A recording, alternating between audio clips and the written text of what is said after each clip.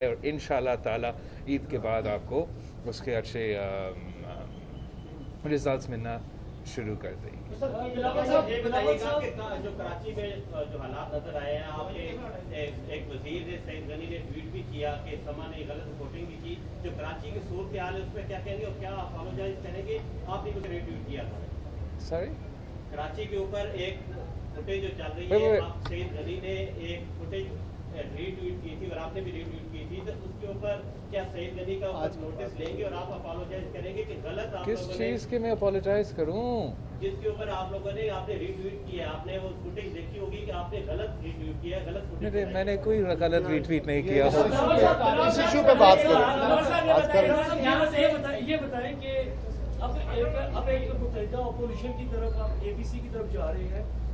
اس وقت جو موجودہ حالات ہیں، آپ کتنا توقع کر رہے ہیں اگر جہاں ملنے کے لیے جا رہے ہیں میاں محمد شہباز شریف صاحب کو، کس حد تک توقع ہے کہ آئندہ آنے والے ماہ میں یا اگلے 1-2 ماہ میں آپ کوئی کنکریٹ قسم کی کوئی اس قسم کا ایٹماسفیئر بنا سکیں گے جو ان ہاؤس تبدیلی یا پھر جو میاں صاحب کی ڈیمانڈ ہے فریش الیکشن اس طرف جایا جا سکے، یا پھر صرف اور صرف یہ پریشر ٹیکٹکس ہی ہوں گے گورنمنٹ کے اوپر؟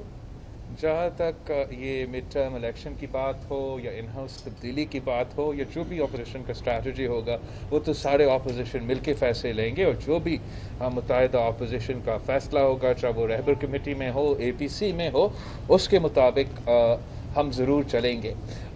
جہاں تک پاکستان کے عوام ہے، پاکستان کے عوام اس وقت سب ایک پیج پہ ہے، سارے صوبے کے عوام ایک پیج پہ ہے. اس عمران کو جانا پڑے گا، اور جس طریقے سے عمران کی سلیکٹڈ حکومت نے عام آدمی کا معاشی صورتحال کو مشکل میں ڈال دیے ہیں. ہر پاکستانی کا اب زندگی اور صحت کو بھی خطرہ ہے اور ان کا معاشی صورتحال کو بھی خطرہ ہے.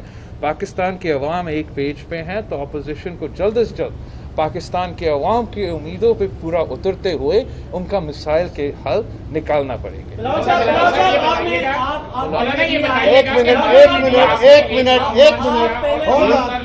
اس مارچ میں ایک ساتھ آپ کے ساتھ مینڈیٹ دیا کہ آپ مارچ کریں اور سب لوگ آپ کے ساتھ چلیں گے، لیکن پیپلز پارٹی کسی حد تک اور نون لیگ بھی جلسوں کی حد تک آپ کے ساتھ ضرور شامل ہوئی. ایٹ دی اینڈ آپ کو اسلام آباد اکیلے کھڑے ہونا پڑا. کیا وہ آپ کے اکیلے کا فیصلہ تھا یا پوری اپوزیشن کا فیصلہ تھا، اور اب کی بار بھی کہیں آپ کے ساتھ میں نے اس کو بھی وضاحت کی تھی کہ اگر کسی ایک پارٹی کی تیاری کا لیول اور ہو اور دوسری پارٹی کی تیاری کا لیول دوسرا ہو تو اس کو ہم مینیج کریں گے، اور اس میں ہم ایک دوسرے کو یہ نہیں کہیں گے کہ آپ میرے لیول پر آ کر کیوں شریک نہیں ہوئے. اور اس وقت بھی آپ نے میری باتیں سنی ہوں گی، اب میں بات کرتا رہا ہوں.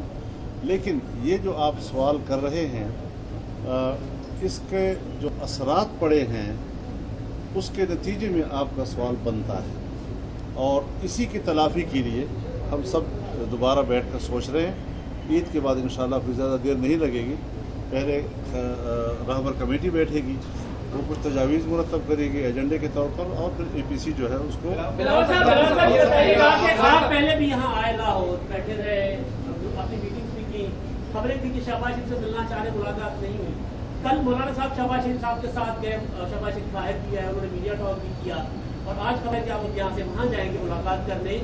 کیا چاہتے تھے شہباز شریف؟ کیا ان کے خدشات تھے کہ وہ آپ سے ملاقات نہیں کرنا چاہ رہے؟ تو مولانا صاحب ملاقات کے بعد وہ مان گئے آپ سے ملنے کے لیے.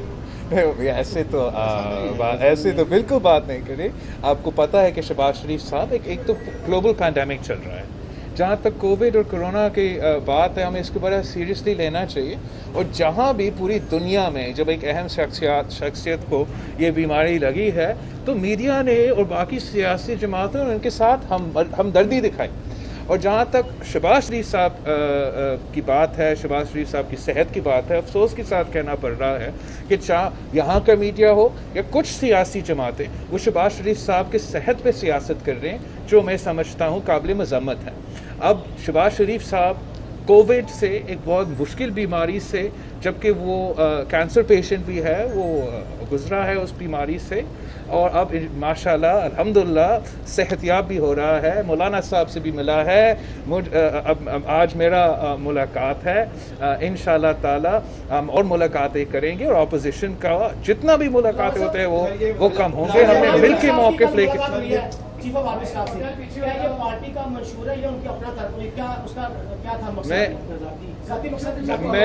मैं एक्सप्लेनेशन मांगूंगा रहमान मलिक साहब से। मैं समझता हूँ कि शायद ये इंटीरियर कमेटी के जो चेयरमैन है उस लिहाज से शायद मिला होगा, लेकिन मैं तो ज़रूर पूछूंगा। अच्छा सर, ये बताएं कि आपसे भी और मौलाना साहब से भी सवाल है कि आपका एक बात पे इत्तेफाक है कि हुकूमत को जाना चाहिए। इसी किस्म की मूवमेंट 99 में चली थी, जब पाई बनी थी, अवामी इत्तेहाद बना था, तब भी ये कहा गया था कि हमें सिर्फ ये हमारा मकसद है कि ये हुकूमत जाए, लेकिन उससे अगला प्लान नहीं दिया गया। क्या अब आपके पास इसके बाद का प्लान है कि अगर इमरान जाए तो उसके बाद मुतबादल आप कौम को क्या दे रहे हैं? मैं इस पर ज़रा अर्ज़ करना चाहूँगा। देखिए, हम मुसलसल 2 सालों से एक बात बड़ी वजाहत से कर रहे हैं कि कौम का, आम आदमी का वोट का मैंडेट चोरी किया गया है। पहले अवाम को वो अमानत वापस की जाए।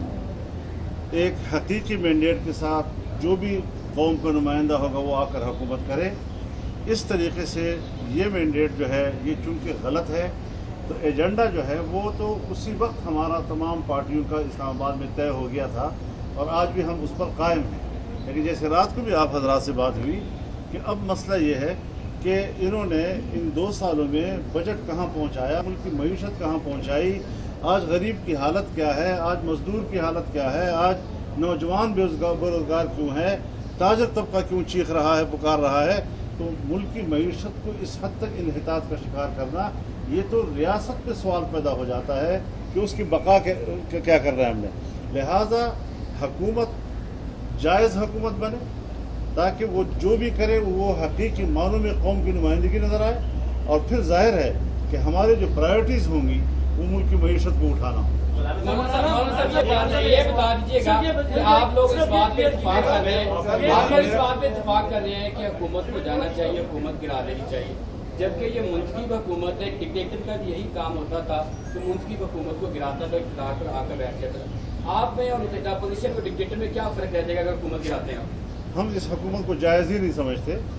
हमने, जैसे हज़रत इमाम हुसैन ने यजीद की बैत नहीं की थी, हमने पहले दिन से ही बैत नहीं की, और हम अपने मौक़िफ़ पे कायम हैं। तो इस हुकूमत को जाना होगा, इसलिए कि नाजायज़ भी है और नाअहल और नालायक भी है। तो इस एतबार से हमारा मौक़िफ़ बिल्कुल मुख्तलिफ है आम हालात के मुकाबले में। मौलाना साहब ये क्लियर कीजिएगा कि जो लैक ऑफ ट्रस्ट है अपोजिशन के दरमियान, इमरान के जाने पर लैक ऑफ ट्रस्ट है कि अपोजिशन की पार्टियां, जिस तरह आप एक मतलब लॉन्ग मार्च के लिए निकल चुके हुए हैं, लेकिन वो ट्रस्ट का इजहार नहीं हुआ, या तरीकाकार के ऊपर इख्तलाफ पाया जाता है कि बड़े मियाँ साहब का ये कहना है कि इलेक्शन होना चाहिए लंदन में बैठ के, जो उनकी बातें आ रही हैं इन हाउस, असल में लैक ऑफ ट्रस्ट किस पॉइंट के ऊपर है जिस वजह से पूरी अपोजिशन मुत्तहिद नहीं हो पा रही? अब मुत्तहिद हो जा रही है। जब एक इत्तेहाद की तरफ हमारा अमल बढ़ने लग जाता है तो फिर मेरे ख्याल में इस किस्म के सवालात नुकसान करते हैं, फ़ायदा नहीं किया करते। बहुत शुक्रिया। आप तो लेटर काम कर रही हैं क्या?